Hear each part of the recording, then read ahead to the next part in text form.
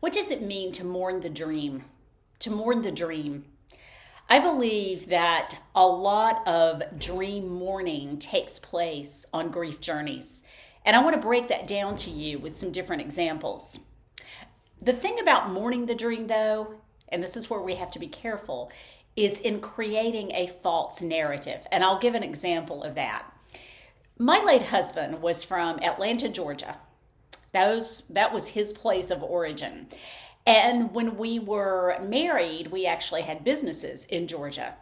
Our retirement plan, after all the traveling we were going to do, both with the boys and after the boys were out of the nest, is we were going to retire and move back to Georgia and do something great with our lives.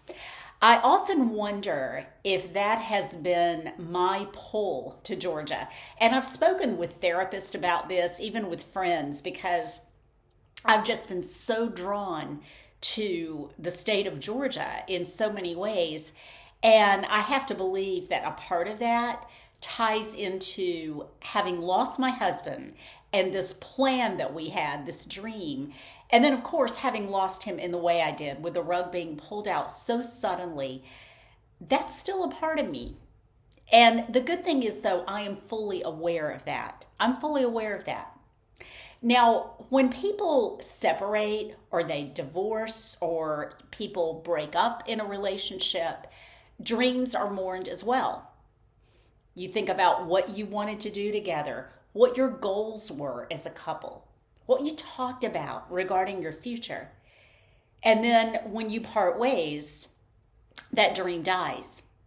The same thing with a job. A lot of times we willingly leave jobs because we want to move on to another job or perhaps take some type of sabbatical, what have you, retire. And then other times, again, the rug is pulled out from under people. They are abruptly fired or they get laid off or something. And it's a job they really, really love. And maybe they had plans that they wanted to promote to a higher position or do something really great, a really great project with that job. And then that dream is no longer there because they're no longer in that workplace.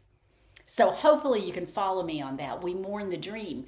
Now, here's where we get into trouble, particularly in the cases of divorces, separations, and relationship breakups, when both people are still living, nobody's passed away. We can fall into this little trap of creating a false narrative, a false vision, dream that maybe we had for that relationship that the other person did not share, or perhaps they didn't even know that we had this vision because we never talked about it.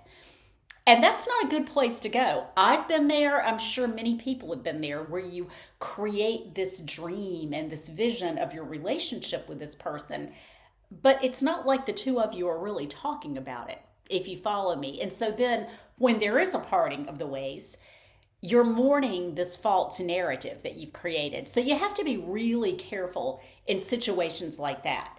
But typically with death, with the passing of someone, and someone that we've been so close to, a spouse or even a child, that would be a hard one. Mourning the dream of what you envisioned for your child, or what your child envisioned for himself and was pursuing.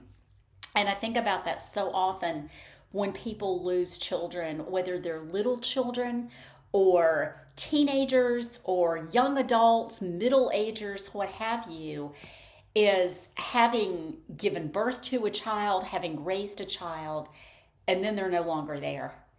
And not only are you mourning your loss, you're mourning the dream they had for their lives and maybe the dream you had for their lives. I mean, this is tough stuff. It's not fun. And, just talking about all that is stirring up some emotions within me. Not only for a dream that I mourned, but for people I know that have been in every one of those situations I just mentioned. Not only having to mourn what they had, but what they had hoped for that is no longer there. That is, it's tough stuff to sit with. So just think about that for your own life.